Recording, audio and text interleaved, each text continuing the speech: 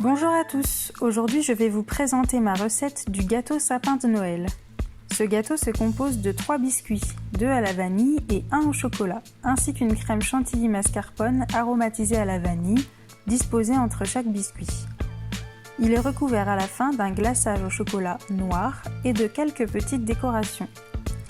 Allez, c'est parti, on commence par réaliser le premier biscuit, le biscuit au chocolat. Je commence par casser les 4 œufs dans un bol, puis j'ajoute le sucre et je bats à l'aide d'un batteur électrique jusqu'à blanchissement, donc pendant environ 2 minutes. Il faut que le mélange ait doublé de volume. Ensuite, j'ajoute la farine tamisée pour éviter les grumeaux, puis la levure et je bats délicatement jusqu'à l'obtention d'une pâte homogène. Et j'ajoute enfin le cacao en poudre que je viens incorporer à l'aide d'une spatule. La pâte est prête, je viens disposer une feuille de papier alu au fond de ma plaque de four et je la recouvre d'une feuille de papier sulfurisée. J'étale la pâte à biscuits sur toute ma plaque, je tapote un petit peu la plaque pour enlever toutes les bulles d'air et je mets au four pendant 8 minutes à 175 degrés. Je vérifie que la cuisson est bonne en plantant un couteau dans le biscuit. Si la lame ressort sèche, c'est bon. Pendant que le biscuit chocolat refroidit, je poursuis la recette en faisant le premier biscuit vanille.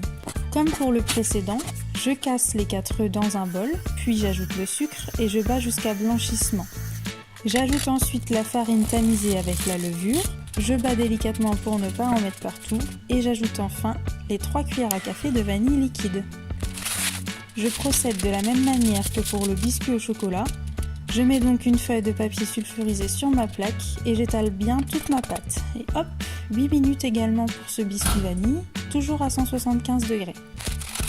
Pendant que le premier biscuit à la vanille est refroidi, je réalise le deuxième avec les mêmes ingrédients. Pensez à bien étaler la pâte sur les bords de la plaque et de faire en sorte qu'elle ait à peu près la même épaisseur partout. Et de nouveau 8 minutes dans le four, toujours à 175 degrés. Maintenant que les 3 biscuits sont cuits, on va s'attaquer à la préparation de la crème chantilly mascarpone aromatisée à la vanille. Je mets dans mon bol 250 g de mascarpone et 2 cuillères à café de vanille liquide. Je détends ces deux éléments à l'aide de mon batteur électrique. Je vous conseille d'utiliser un couvercle anti-éclaboussure pour cette partie de la recette.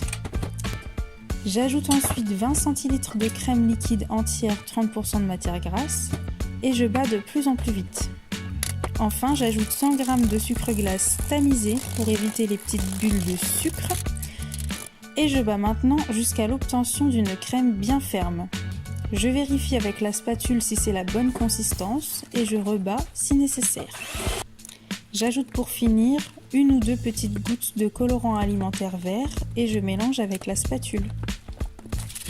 Je laisse reposer la crème chantilly au frigo et je m'attaque ensuite au démoulage et découpage de mes biscuits pour qu'ils aient la forme d'un sapin. Pour cela, j'ai dessiné un sapin sur une feuille de papier sulfurisé et je vais m'en servir comme gabarit. Je garde les morceaux qui restent dans un tupperware, ils pourront être mangés tels quels ou recyclés en pop-cake. Une fois les 3 sapins découpés, je vais pouvoir procéder au montage du gâteau. Pour cela, je dépose sur le premier biscuit vanille une bonne dose de crème chantilly, suffisamment pour le recouvrir entièrement. Ensuite, je viens placer le biscuit chocolat par-dessus en appuyant bien partout sur les bords et au milieu, puis je recommence l'opération. Je dépose enfin le dernier biscuit à la vanille par-dessus et j'appuie bien partout. Je le mets de côté et je vais m'attaquer maintenant et pour finir au glaçage chocolat pour le recouvrir. Pour cela, j'ai besoin de 12 cl de crème liquide entière 30% de matière grasse. Je mets à chauffer la crème liquide jusqu'à ébullition, puis hors du feu, j'ajoute 150 g de chocolat noir. Et je remue délicatement à l'aide d'un fouet. Alors attention, attendez bien que le glaçage ait refroidi, au moins 5 minutes. Ne faites pas comme moi, je n'ai pas attendu assez longtemps et du coup il n'a pas tenu, tout a coulé. S'il vous reste aussi de la crème chantilly verte, vous pouvez l'utiliser en décorant le contour du gâteau. Pour ma part, j'ai utilisé des décorations vermicelles colorées pour coller tout autour du gâteau et par-dessus pour finir. Et voilà, le gâteau sapin de Noël est terminé. J'espère que cette recette vous aura plu. À bientôt!